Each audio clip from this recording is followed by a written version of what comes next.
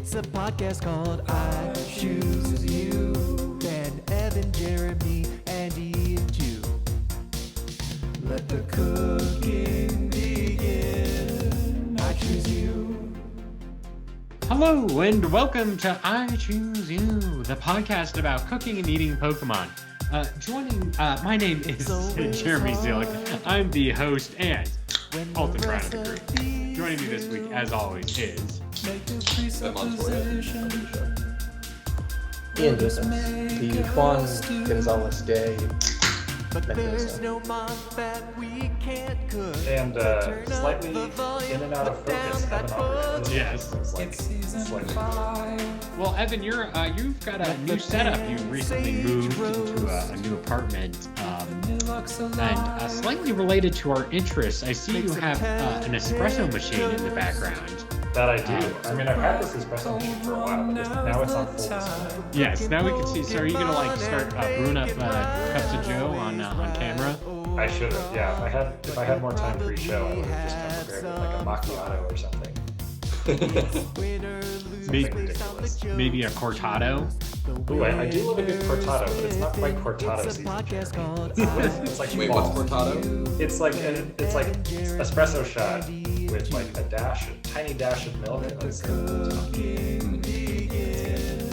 I like to imagine, because this is in your office, in like the corner off to the side, like there's office. Your like Tori's computers behind you, and then there's the espresso machine. I like to imagine that in the other corner behind the camera is like your bar cart, and you like have some for like all times a day.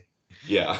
Yeah. So like Tori and I are working next to each other all day, and then we're like hanging out by the espresso machine, getting a coffee break, like chatting it up like coworkers. And then after work, I'm like, "Hey, you want to get drinks?" And I walk over to the other side of the room. Yeah. Start making drinks.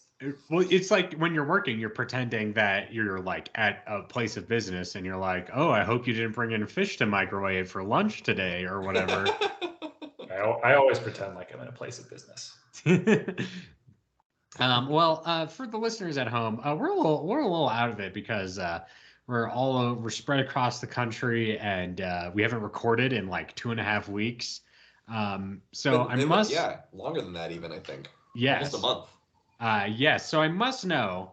Last week on the show, our last episode came out after the 4th of July, but we didn't have any thoughts about it. So I must know, did you do any barbecue, any like specialized meal for the 4th of July? We had tri-tip. It was a complicated time because I was like, I don't want to celebrate America, but I do want to eat barbecue. So an eternal struggle, I think, for many Americans. Yeah, it's true.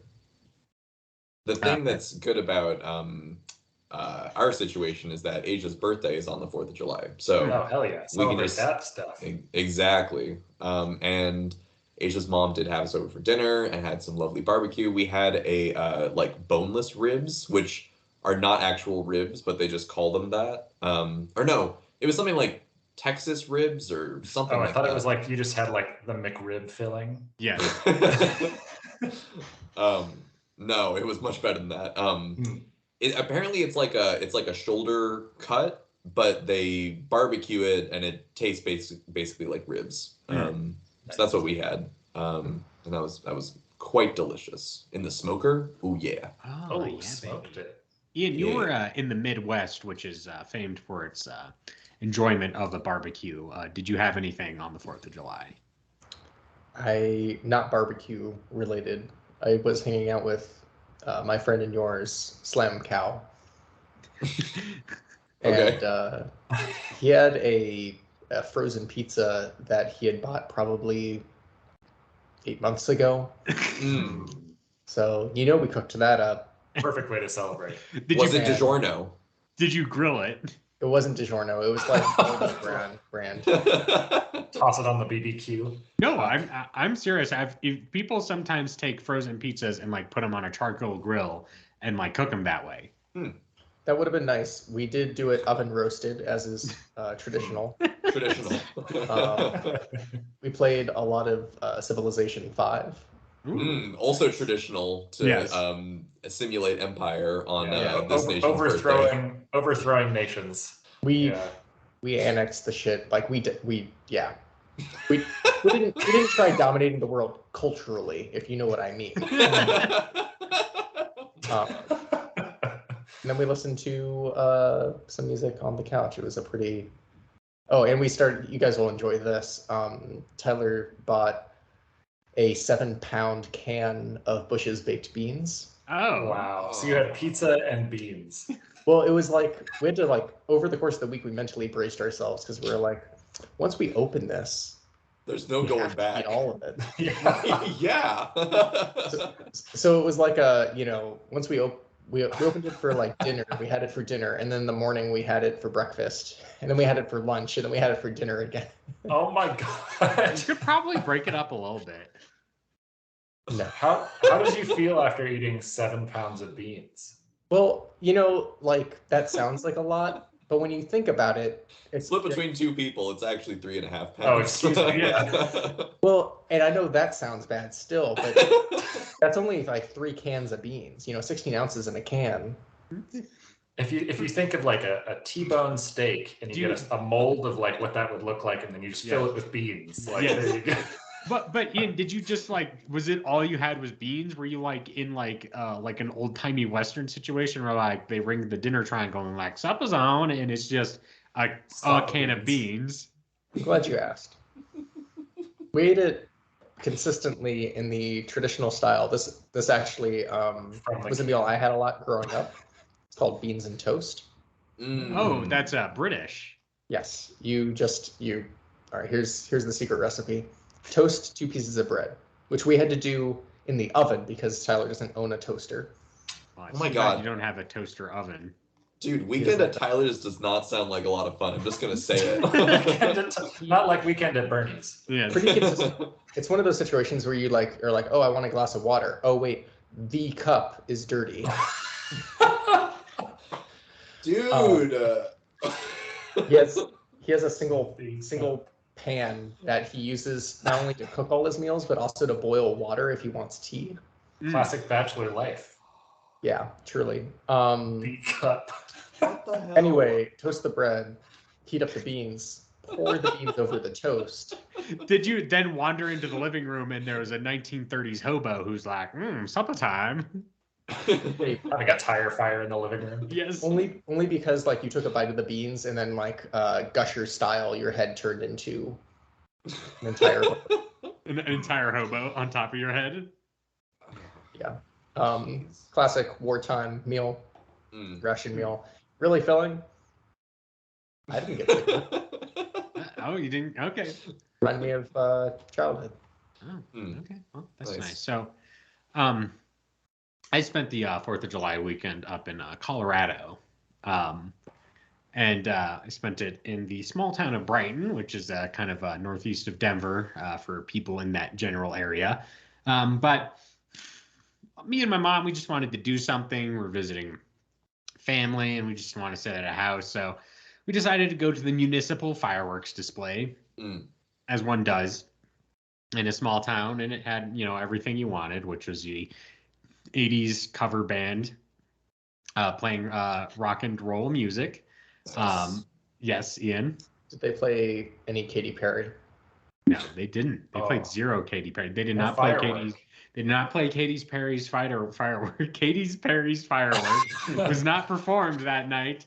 No, it was all like if you turned on a radio station, they're like 70s, 80s, and 90s, all the rock hits kind of situation. It was more like that. And at there was a couple of food stands. You could get your classic food items, maybe some kettle corn, some funnel cake, some lemonade. But there was one particular stand that was serving bratwurst, brats, very Colorado because a lot of German influence in Colorado. But they were not just serving regular brats. They had another item on the menu, which was elk brats. So I procured some elk brats with sauerkraut and spicy mustard, and that was my dinner while sitting in the park getting eaten by mosquitoes trying to prepare to watch the fireworks. So as is tradition. Yes, as is tradition. I think elk brats kind of prove the concept of our show to a certain extent, which is like this animal isn't normally thought as a food source, but in a pinch, you can turn it into brats. I feel like elk is fairly semi like popular in like the West generally. Like there's a lot of hunters and whatnot that will stow away some elk steaks or whatnot. Right. Do you think? Here's a question. Pokemon World. Hunting Pokemon for food, do you just like catch them normally in battle and then you kill them at home with a knife? Or are there some take them out back and just or like if you're like a hunter, you get like your permit and you do take like a real gun. Yeah, you catch it in the Pokeball afterwards. You see a 10-year-old kid like fighting a Pokemon, plow. Yes. You just Wow. take it down and you're like, sorry, I bagged it first. And then Well, I mean, this is America after all. Yeah, I could definitely see that happening in the situation. One last thing I'll note about the municipal fireworks display was there was an unironic performance of Born in the USA, which I always keep an eye out for at municipal fireworks displays on the 4th of July. Was there any Stars and Stripes? Stars and Stripes. No, they just played like rock and roll music. So I was going to ask if there was any like Sugar Ray involved, because that was at the last fireworks thing I went to. That was like their song, and I don't know why. I don't know why, but not that I'm aware of. Though I did as soon as they were done, we left because it was starting to rain. And you don't want to just get stuck in traffic in the rain kind of situation. But yeah, that's our eating elements. Let's move on to the next section of the show, which some might call the main section of the show. This is I Choose You, the podcast about cooking and eating Pokemon.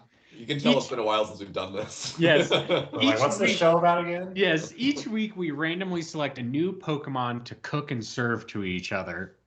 And we decide amongst ourselves whose recipe is the most delicious and nourishing and all around just scrumdiddlyumptious. And this week's Pokemon is Ferrothorn, the Iron Durian. I don't remember who won last because that was a long time ago. Was it Evan? We can just pretend it's me. I'll go first. Was it a poll? Well, was it a so I actually did go through and this week and go through the score, for where we are in the season right now. And I'm trying to remember what that episode was, what happened at the end of it, but I feel like Jeremy might have won. It was definitely not me. But are you guys interested to know what the current score is? Or should I save that till the end? No, do standings. Let's do it. Okay. Well, so I'll just say right away, there is a far and ahead winner without no competition to be had. And I think you all know who that person is. Is it you? Mr. Jeremy Alvin Zielik. Woo! What is it? Wow, I did it. This is my year. This is the first time I've ever been close to winning one of these. And not only were you close to winning this, Jeremy, you were, without a doubt, the front runner for most of this season. Jeremy, how much do you want to bet? Well, no. How many episodes do you think you've won? Just if you had to guess. 13. Oh, whoa. Okay, well, it's 10. Slow down there, buddy. Yeah, ahead of yourself. Jeremy won 10 episodes. I won 6, and Ian and Evan are tied for last place with 5 wins. Coming after you, Davis. You're going down. You're fine, kiddo. Now this is going to be a huge thing. Fight for last. I love it. I do think, and I don't. Someone can check my math maybe, but I am missing 1 win from our scoreboard. I have, we've done 28, or this will be the 29th episode of this season. I don't know. Yes. I'm short 1 because there's a poll I think that never got put out because of our recording schedule. So I don't know who won. So there is one point that I couldn't track down. And this season there was 5 ties throughout the whole season. Oh, Wow. Is that like a record of like too many ties or I less ties? feel like it's more than most. But I actually don't know what the data is on that one. All right, Jeremy. Well, it sounds like you're starting us off. Okay. Well, here's the thing. I'm gonna play it straight with you guys. I was looking at it and I was going through some of our recipes. Wait, did we say which Pokemon it is? Yes, it's Ferrothorn.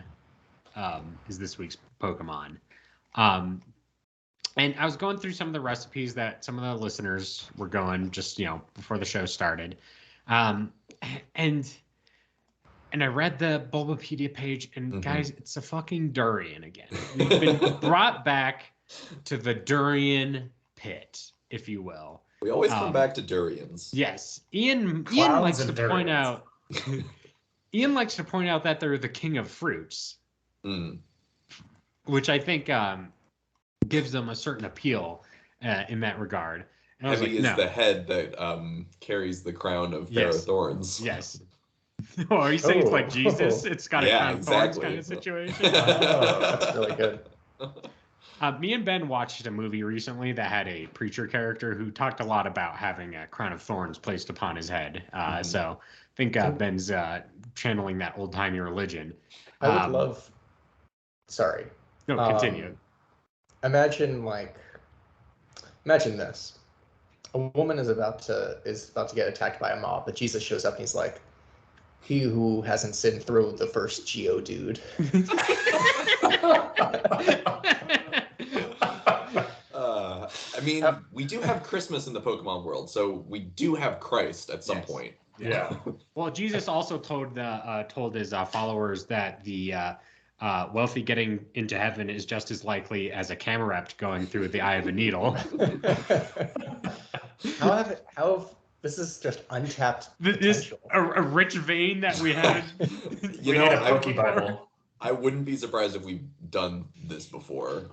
Maybe not to the same extent, but I think we have tread some of this territory before. Much like Jesus tread on the water. But there were 4 sets of footsteps on the beach that day, and they were all hosts of I Choose You. Yes. Yeah, Jesus had a podcast. This would be it. Yeah.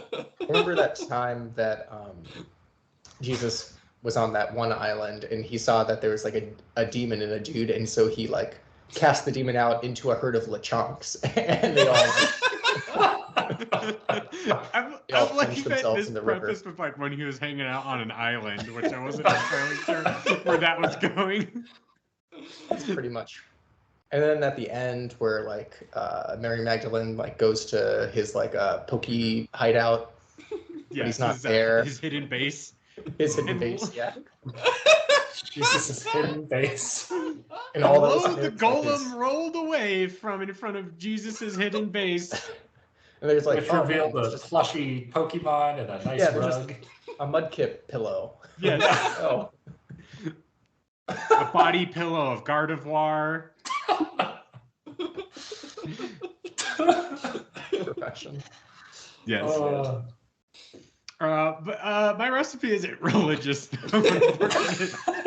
Well, much like Jesus is the king of kings, the durian is the king of fruits. Right. And this was brought up, and I was like, I'm gonna resist this. I'm gonna fight this. I don't want to be like pegged in this hole. So I started looking up other. I was like, where can I go with this? And maybe I was thinking Ferrothorn's Japanese name might be fruitful because it's called Nutray. And I was like, what if there was a ray of nuts or something? But I couldn't really do that. I was thinking of maybe like I was looked up recipes for cooking thistle, because it's kind of spiky, but it's not the same thing. So I caved, guys, and I'm going for a durian recipe again. Too obvious. Too obvious indeed, but I think this recipe is going to turn out okay because these are called punk durian donuts. But we're going to make punk Ferrothorn donuts, and I'm going to send you guys a picture So you get the idea of where the punk comes from. Oh, I see. And that's because the They're donuts like Guy Fieri. have little tips on them, little pointy bits, like a punk might have with like their hair or perhaps a collar of some kind. Would they be served by Ashton Kutcher? Yes. So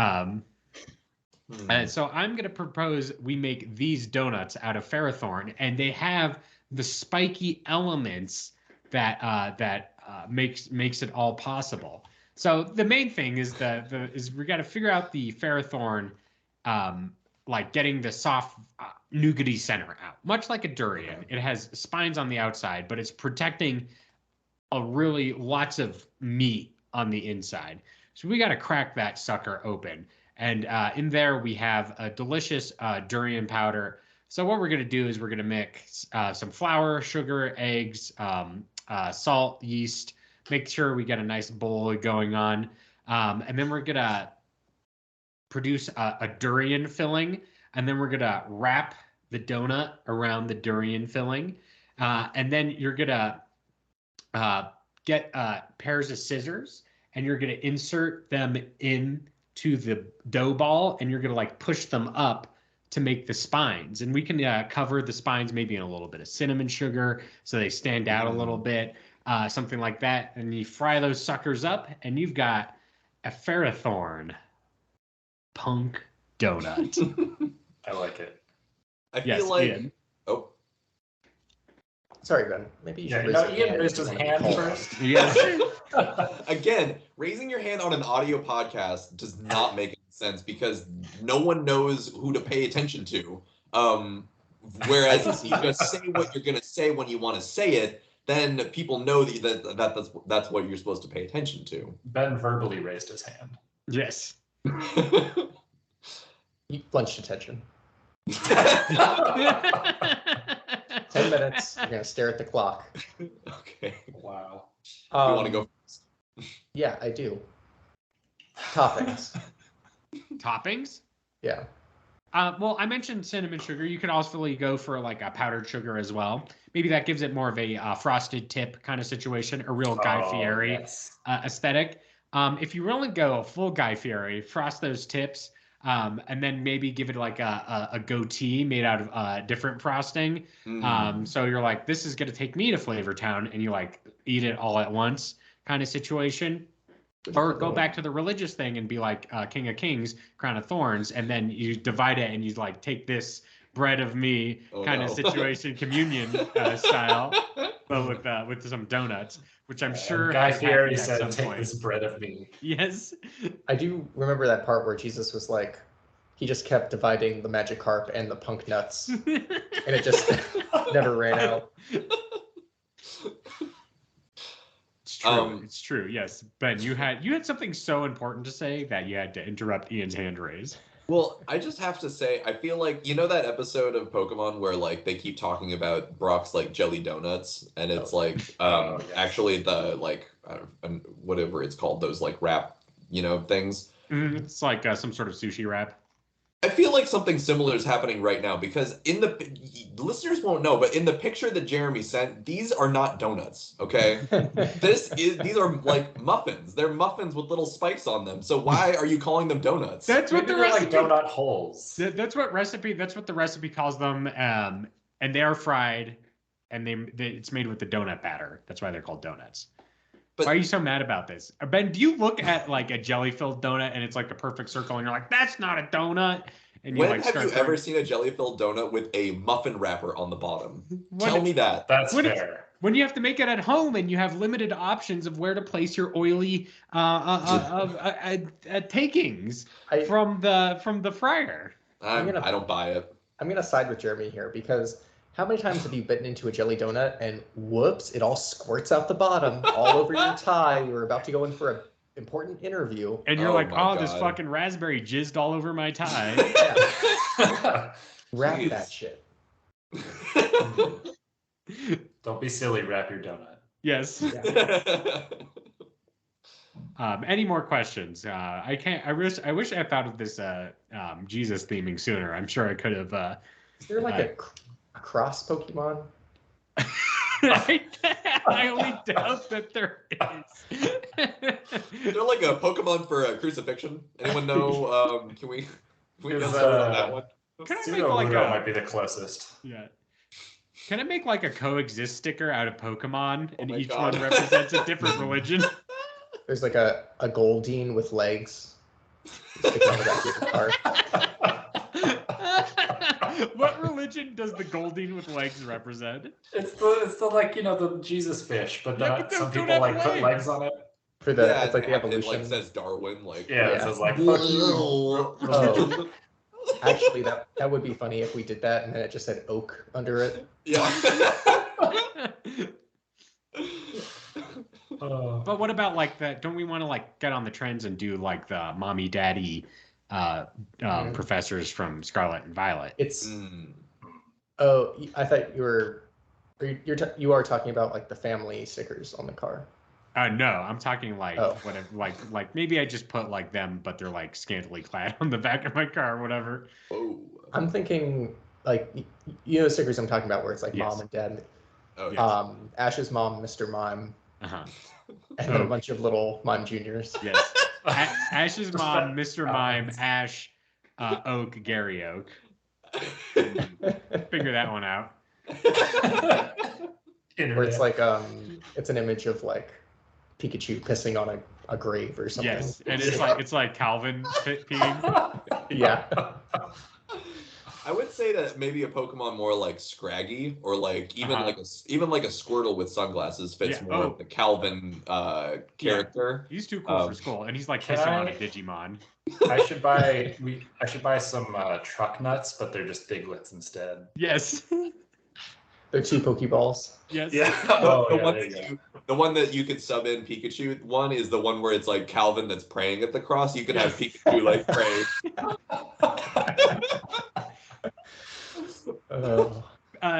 Ian and Ben and Evan might have been there. I don't know, Evan, if you saw this or not. So Ian, you remember when we went rafting and we stopped to get out because someone needed the bathroom, and we were looking at a bunch of bumper stickers. Yeah, I sure do. And what was the number one bumper sticker you saw on that car? Oh man, I'll be honest. I'm having trouble remembering some of them. I remember the like "Honk All You Want." I'm listening to Alice Coltrane's like 1978 consciousness. So one of the bumper stickers was "Mothman ate my entire ass at a Denny's." That's right. Which just so happened I saw with Ben on a different car. You're right. Last week. Yeah. It wasn't the same one. Yes, it was the same. It's not the same car because this car was filled with like stuffed animals. Like the entire back seat was filled with like stuffed animals. I laughed as you were looking at that car. I was like, "What are they looking at?" And then I saw the stuffed animals in the back.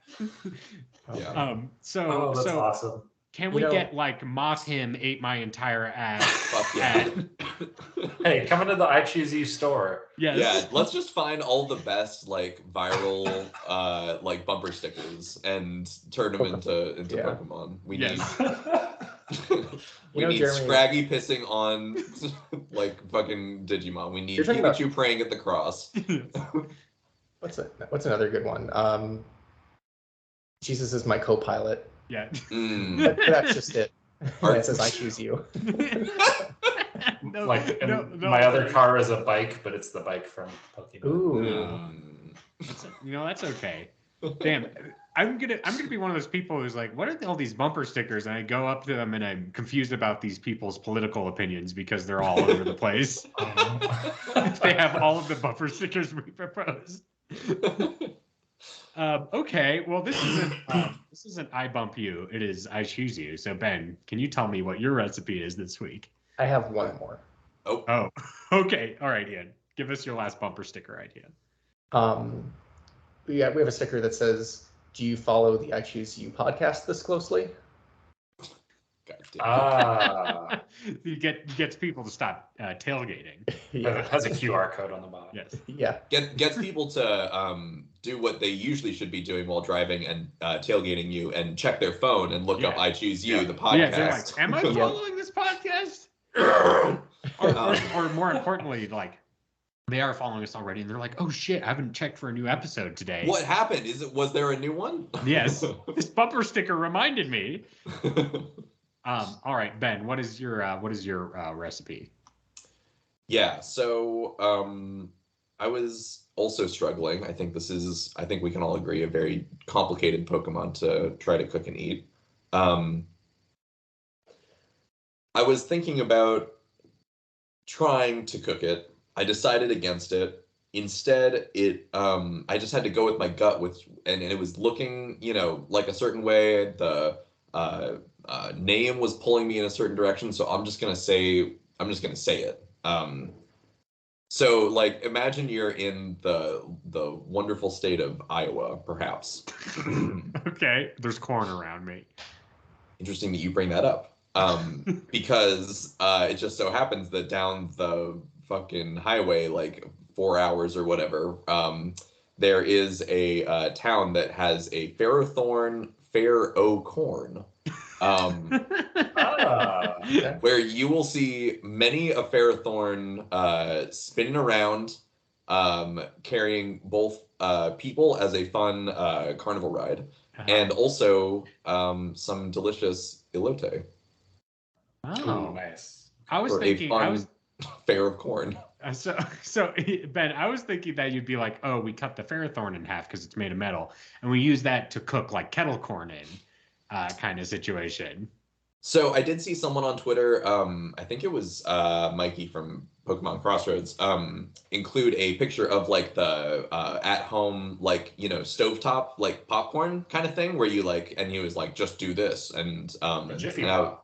Yeah, exactly. So I was thinking a little bit about that, but what I was actually thinking is that instead of, so basically, I'm thinking we have this Ferrothorn, and it's like, it has like spinning, we set it up with a nice spinning apparatus, right? It's got those 3 legs that have the metal, like pointy bits on them. I think they are going to be naturally like good containers. And then because it's steel type, it's going to be a good conductor for like heat. So it's going to be kind of optimal for getting a nice even coating on our elote. So we just what we're going to do is we're going to pry open the arms, and it's going to open kind of like a hatch, basically what you're saying, like halfway through, lifts up. You're going to load in all of your freshly shucked corn. And then for your elote, at various points, you're going to add mayo, butter, salt, pepper, some hot sauce. Let me see if I'm missing anything. Mm-hmm. But yeah, you're just basically gonna you're gonna there's gonna be sort of like a carnival operator kind of person, operating the machinery, and it's going to spin around the Ferrothorn at the same time, pushing some heat through it to heat up the corn. And then the people you have people on the sides who are pouring in the mayo and the butter and all the toppings and whatnot. The cotija cheese as well.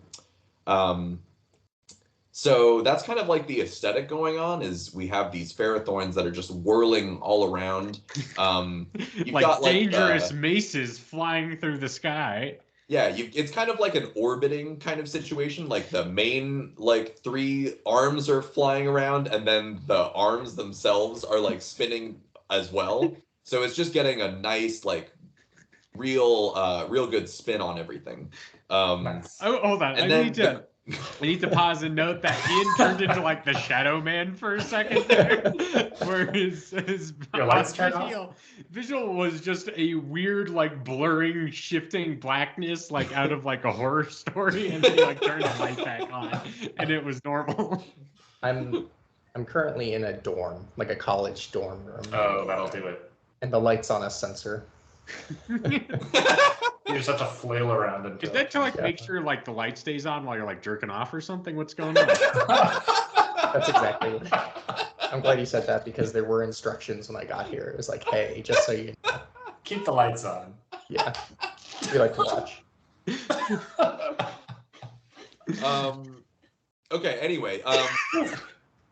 This is one of the main attractions at the Ferrothorn, the Ferrothorn. The other one is a similarly sized, or it's a bigger sized Ferrothorn, and you actually have it's hollowed out, and you strap people in there, and it's like a carnival ride. Nice. Yeah. I would say that a Ferrothorn maze sounds terrifying. So I would not do that. But yeah, that sounds fun. Excellent. Will there be some okay, Ian, sorry. Go ahead. Ian raised his hand again. Oh, What a rude boy, Jeremy. I'll be damned if I don't teach you some manners. But you can, so you can see where someone listening to this is like, okay, Jeremy's going to be talking now, right? No, but that's his bit. Ian can't stop now. He's been doing it for like the majority of this show. It's funny because it's like because since the listeners at home can't see Ian raising his hand, I always have to make sure to note that Ian is going to begin talking, and that's why we're segueing into Ian's section. I would like to make the point that I usually wait very quietly and politely with my hand up until I'm called. So, Jeremy, you could have just like done your thought and then got like, it's not like I have to go now. The point of raising my hand is like, oh, I need the bathroom, but at your earliest convenience. Yeah. So please. Well, Ian, what do you got to say? Quality content. All I was not trying to make this the worst podcast of anyone's life.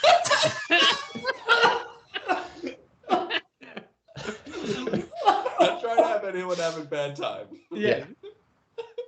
Somewhere our wires got crossed. I just wanted to ask, to what extent is this corn festival like the carnival in the Jirachi Pokemon movie that we're gonna watch? I vaguely remember that. It has like the really fun rides where they're all just giant mechanical Pokemon. Ooh, yeah. See, that is the kind of vibe I'm looking for. Okay. So that's spot on. Let me think. Yeah, I'm imagining like that like Viking ship thing that like goes like is kind of pendulum. I'm imagining you could do like a pretty sweet like not Dragonite, Dragonair or whatever the little one is of that one. Yeah. That would be pretty dope. Some like ghost teacups or whatever. That's been around. Yeah. Exactly. Poltergeist Thank you. tea kettle madness kind of situation. Yeah. Actually, you know what? I have to say, we went to the San Diego County Fair, which is a little bit why this is kind of top of mind, because we did go on a ride that kind of had the Ferrothorn shape. It had like three tripod pivot circular thing that also spun around. And then the only other ride that we went on, because they were so fucking expensive, was a creep show. Little roller coaster thing, but literally all it was a dark hallway that the roller coaster was going through, and fucking like plastic like things hanging down that just like brushed your face as you were going through the dark. Yeah. And I was like, how is this legal, like with COVID and whatnot? Like, this is just a piece of plastic that is just laying on everyone's face as they go through. But also, how is this worth like $16 or $10, whatever it ended up being? You had to pay specifically per ride? Oh yeah. Oh no. Yeah. It was pretty stupid. After that, I was just like, I think we can go. This was definitely a ripoff. Yeah. But that's the kind of vibe I'm going for. Okay. A ripoff. Yeah. These elote are like really, really buttery, really greasy, real, they're really tasty, but they do cost like $15. Yeah. Yeah. Okay. That's just another day at the Ferrothorn. Yes. Ben, I have a question. Does this Ferrothorn perhaps have some children of the corn? Well, I would actually prefer there to be a soundtrack by the band Korn, maybe a live performance of the band Korn. They what's the song? What's that song that's about the beast? It's like Freak on a Leash. Freak on a Leash. That's what it's called. They like They bring out the Ferrothorn and they start playing that song, and it's like, this is our freak on a leash, baby. Oh my god. Excellent. A very new metal Pokemon fair. One last question. Yeah. Just today, I was talking to people about roller coasters, and someone brought up a standing roller coaster. Like, have you guys ever standing? Yeah. Yeah. Yeah, where you kind of like Batman- strap in on your shoulders. But you're like standing up. Yes, one of the Batman roller coasters is like that. I've not ridden it because it's at some Six Flags somewhere that's not close to me. But yeah, I've heard of those, but they sound moderately uncomfortable. Like it would just like jam into your crotch in a bazillion different ways. Oh yeah, isn't that the one where like there was like a Superman one at Six Flags where like some kid got like his leg cut off or something? Oh. I don't want to speculate because I'm not 100% sure. But there are a variety of different ways to be held in a roller coaster, but standing ones seem to be one of the least popular options. Yeah, they're terrifying. Anywho, there it is. All right. Ian, what's your recipe this week? All right. Well, like you, Jeremy, I went for the low-hanging fruit. The low. Could it be so low-hanging if it's the king of fruit? That's true. It should really be the highest of the fruits. Yes. Closest to the kingdom of The Lord. with an E on the end. Yes. And in my travels, I found a recipe for durian panna cotta. Ooh, sounded pretty sounds good. fun. Nice. But what sounded even better than that is on this website, this article opens with a little passage I'd like to share with you. It's a little scripture, if you will. Preach. My vegan friend Shahab came up with the word durgasm. Oh man. Defining the orgasmic experience of sinking your teeth into the flesh of the perfect durian. Oh no. Wow. I would not have been able to come up with a better word in my lifetime. Really? Indeed. Indeed. Durian is a full-on ambush of the senses. That prickly husk, so sharp you need gloves to handle them. That overpowering sulfurous scent. That sticky, fibrous, egg-like texture that delivers a punch of sweet, bitter warmth that tastes like jackfruit fermented in rum. Whether one loves it or hates it, it is done so with fury. What the fuck? Just wait, what? How is this relate to it being like compared to an orgasm though? Like none of these things I feel like track for me. This person's like, I love when I ejaculate and it smells like sulfur. Love it or hate it, it comes with fury. Yes. Oh no. And so do I. Gotta wear gloves. So do I. Gotta wear gloves. Look to each one's own, but the fact that sulfur smells quite poor, I think. It smells very bad, in my opinion. Oh yeah. But it's about like, it's overwhelming. Yeah. Okay. I don't know. I can't back it up. I just thought it was funny. Durgasm.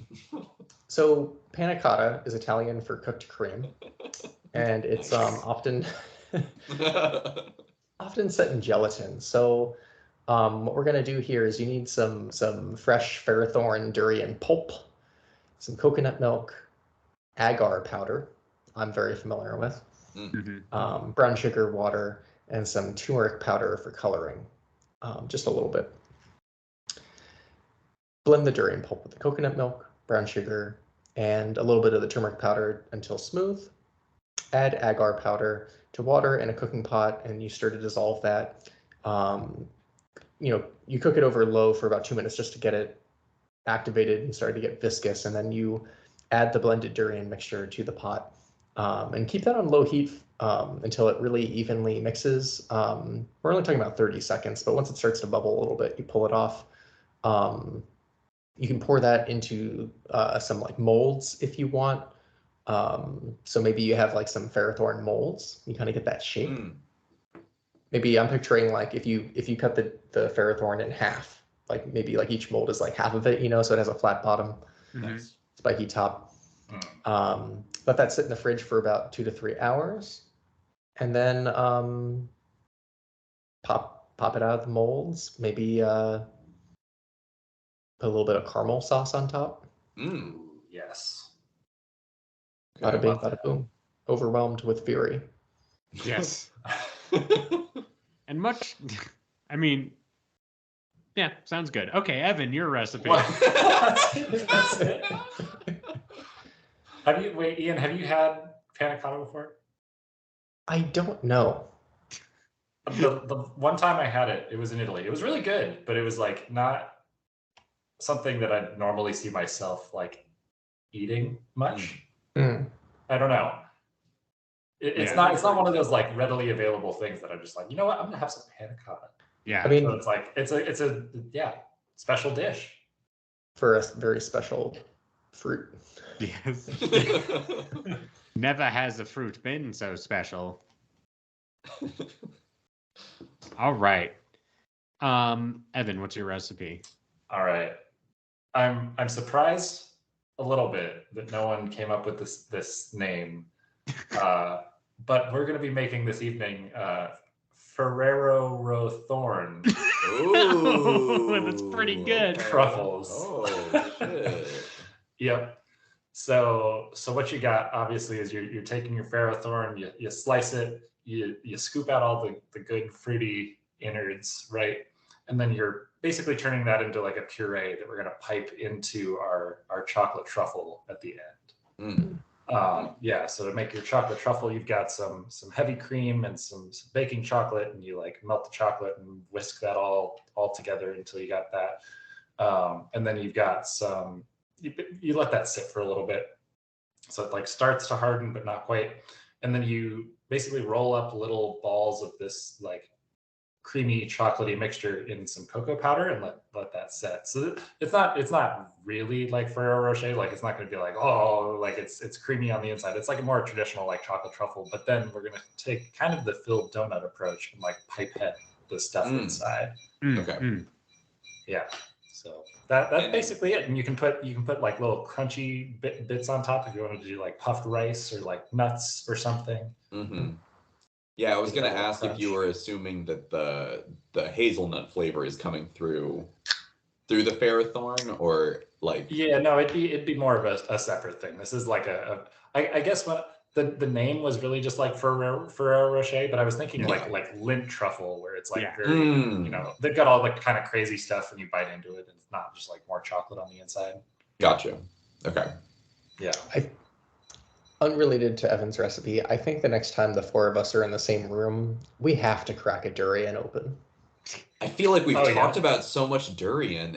We have to experience the durgasm. I'll bring one if they're not readily available in New Mexico. I'll bring one on a plane. Aren't you not allowed to though? Yeah, I think you could bring a fruit. You could. But don't they have like, I remember when we were doing when we were talking durian other times, it's like on public transportation sometimes they're like no durians because they smell so bad. Specifically no durian. Maybe I'll like wrap it in a plastic bag and duct tape and hope that they're not gonna like think I'm smuggling drugs or something. What if you like put it like in like a baby carriage and you put like a wig on it? Yeah, sorry officer, this is just my child. Yes. I think the only way to transport this fruit effectively is like, those fake books that have like where you cut out the inside. Get a Bible. Yes. Just the fucking thickest Bible you've ever seen. It has a whole ass fruit in it. The king of fruits. Yes. That'll seal the flavor real good. Yes. Okay, let's review our recipes. From me, you have punk Ferrothorn donuts. From Ben, you have Ferrocorn elote. From Ian, you have Ferrothorn panna cotta. And from Evan Aubrey, you have Ferrero Rothorn. Is that how you said it? Yeah. Ferrothorn. All right, Ben, do you know who the winner mon is? I do. It's unanimous. Evan won the last voted episode of the season, I guess. I'll take it. Yeah. 3 votes, and then Ian got Evan's vote. Yes. I'll take it. Oh, sorry you're in last place, Ian. I mean, It was a valiant fight. Yeah, I did pretty well earlier in my career. Now you're kind of in the dark middle period of your I Choose You career. Flop era. Yeah. I'm in my blue period or whatever. Probably gonna retire soon. I'm getting to that retirement age, I think. Yeah. Ben, I'm so glad that you said flop era. That's funny. I will say I have been listening to the episodes in this past season for like the best of episode, and I do think that there are a lot of really, like, Ian had a lot of really funny recipes that happened this last season, but Jeremy honestly just stole the show. So many great recipes, and clearly just ran away with this season. I think you remember at the beginning of this year, I was like, this is my year. I'm going to finally turn around because I'd never won before. Manifest it. After five full seasons of I Choose You, slaving over a hot stove just to give you the finest recipes, I finally pulled it out. I want to thank Slade. you. Yeah, Slade. Hashtag Slade. Anyway, Ben, do we have any sponsors this week? I think so. Okay. Well, now is everyone's favorite segment. It's called Pokey Dalla Holla. It's where we hear a word from our wonderful sponsor. Let's go to that right now. Thank you so much for supporting the show. Now is the time of the show where we read your... yes, Ian, you have a question?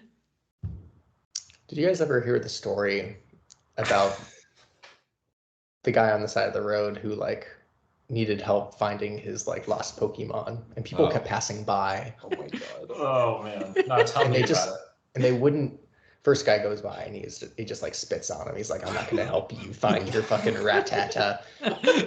Second guy comes by, spits on him again, kicks him to the ground. But then the Good Samaritan, wearing his baseball hat backwards, brings him his Rattata in his arms, and he says, "Let me clothe you."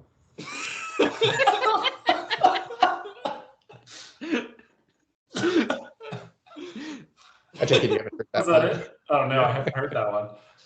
Man. Wow, you're full of good news today, Ian Davis. Glad. Ian, with this word, I can walk the road to Worma Damascus to finally find the light. Wow. The victory road? Yes. Whoa. The victory road to Worma Damascus. Worma Damascus. You were sitting on that one for a long time, huh? Jesus. Wow. I was like, oh God, can I work this in anywhere? God damn it. I mean, and of course, we're all familiar with how Ekans tempted man with the apple in. And the description for this week's just going to read, this week the boys get biblical. Yes. Yeah. Find religion. You know what's funny is you know, Ben, when you're asking have we done these jokes before, I think we made jokes about Easter before. It's true. Yeah. I don't think we've done as many here's just a quote from the Bible, but we put just a Pokemon stories in from it. the Bible with As many untimely religious references as possible. What about when Moses he learned surf and he was able to part the seas? Part of the Red Sea. Moses learned surf. Gotta find my HM. Is there the first HMs descended from God on stone tablets. Instead of the 4 Gospels, they're the elite 4 Gospels. Anyway, let us Coach, He is full of everyone's- them. I could just see him Oh turning. man, I just really want. I like, you know how like sometimes when you're a child, like your grandma will like give you a Bible that's like, oh, like it's themed like, you know, like Paw Patrol or whatever the fuck, you know, like some like it's got some sort of like kid property like tie-in to make you, you know, oh yeah, I'm gonna read this book or whatever. Yeah. Pokemon. Yu-Gi-Oh teaches the Bible. Exactly. We need one that is not just the Bible, but replaced with Pokemon that is Pokemon themed. And then you like go to like the children out on the street and you're like, here's the good news. Yes. Young child. And it's just full of these great stories about Pokemon. Yeah. The Pokemon Bedouble. I think Badooble is going to be a harder sell. I'd buy a Badooble. We'll keep working on it. We'll keep working on it. Okay. Yeah, we'll We're gonna workshop it. I feel like this entire podcast has been workshopping like one joke that goes on like a sitcom where we put a Pokemon and a Bible saying together. Yeah, it is a little bit like an SNL skit right now. Well, Ben, let me move it on to not an SNL skit, which is Whale Lord's Mail Heart. It's where we read your correspondence over the internet. We have no emails, which you can send in normally to ichewspod@gmail.com. That's ichewspod@gmail.com. But we have a few Twitter responses. Ben, do you mind reading those? Yeah. We should have talked about this beforehand. It's, You had a whole you know, 20 minutes. Yes. Okay, I was really close. Bibberol. There you The go. Holy Bibberol? Yeah.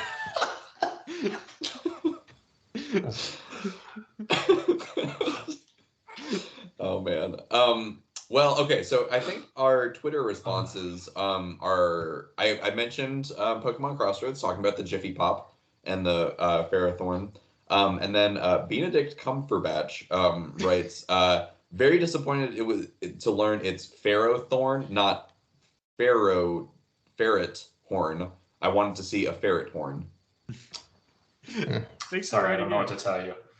I'm actually kind of surprised no one went for the like pharaoh aspect of it. Oh, like the grain? Yeah. The Well, ancient grain. as we As all it know, Pokemon Moses went to Ferrothorn. This is like your first son is gonna die. God damn it. And that's how we got HM Passover.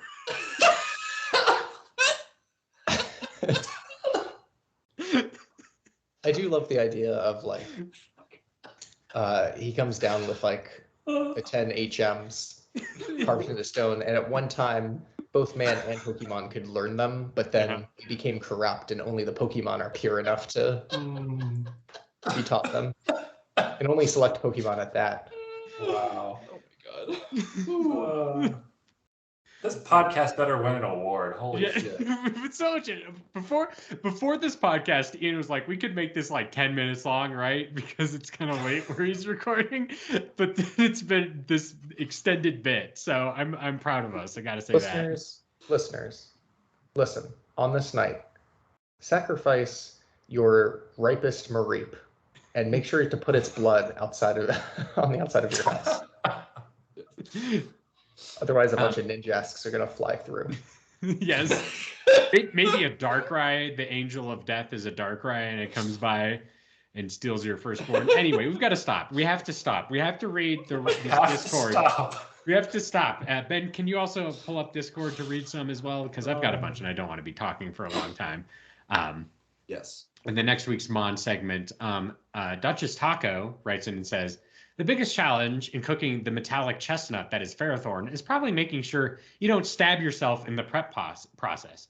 Use a low ember from a young fire type. Cantonian Vulpix is a solid choice to roast the Ferrothorn from the outside. Then have a Dragonite use Skydrop to crack open your Ferrothorn to get its squishy roasted center. Lightly chop up your roast Ferrothorn so it'll fit into your blender better. Add sugar, water, and vanilla extract and puree. Chill overnight and have Ferrothorn puree to spread on various breads and baked goods. Sounds good. Nice. Helen writes in and says, this looks like a glorified salad spinner, not gonna lie. which kind of leads into Ben's idea of making it like one of those carnival rides. Yep. Pokemaniac Chris writes in and says, I think you could use one of these to tenderize meat, which is also true because it has those spiny bits.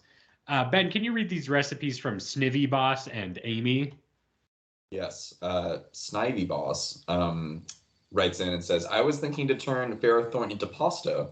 Just use the vines of multiple Ferrothorn to make the pasta dough strings. Bring them to a boil in the shell, dry, and enjoy.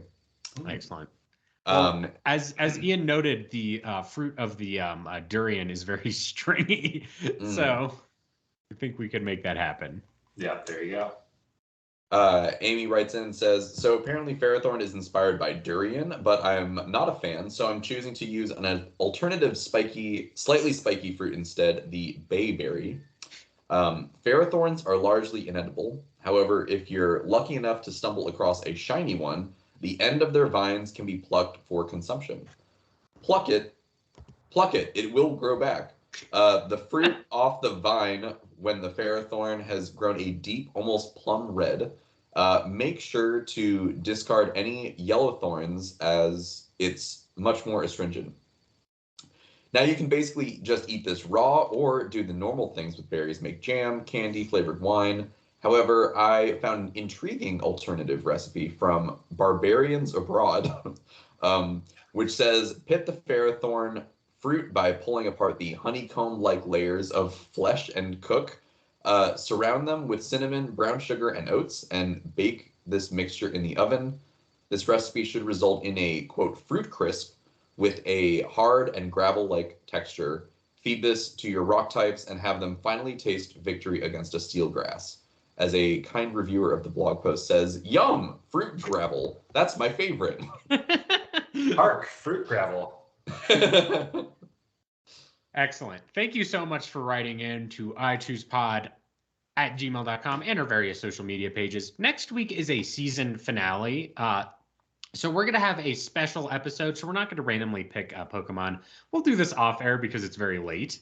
But we're going to do the Smorgasbord event again next week, where each one of us brings in a variety of Pokemon that we haven't cooked this season to be prepared in a delicious 4-course pre-feed dinner that, well, it's a suit and tie event kind of situation. Mm-hmm. Yes. So please join us for the season 5 finale, not next week, but the week after. Next week, we're going to have a best of episode.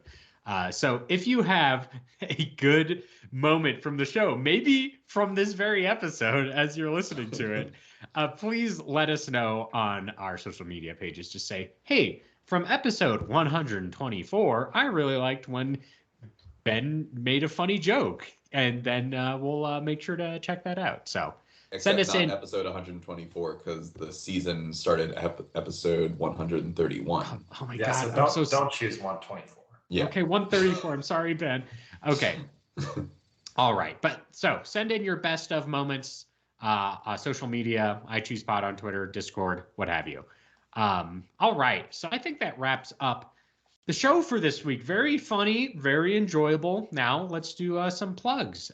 Ben, do you have anything to plug? Yes. I'm going to plug a couple things.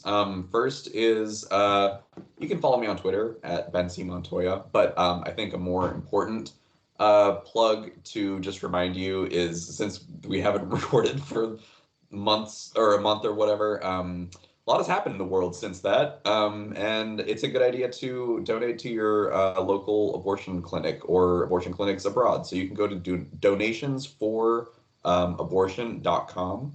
And you can split up your donation across different places or just go to the one that's local. But it's an important thing to do right now. So I'm just going to say that and remind you. I'm sure you already have at this point. All right. Ian, do you have any plugs this week? I second Ben. Okay. Evan, any plugs? Evan's in complete darkness now. The sun's set as we recorded this show. I'm going to plug electricity. Yeah. No. Also, I third Ben.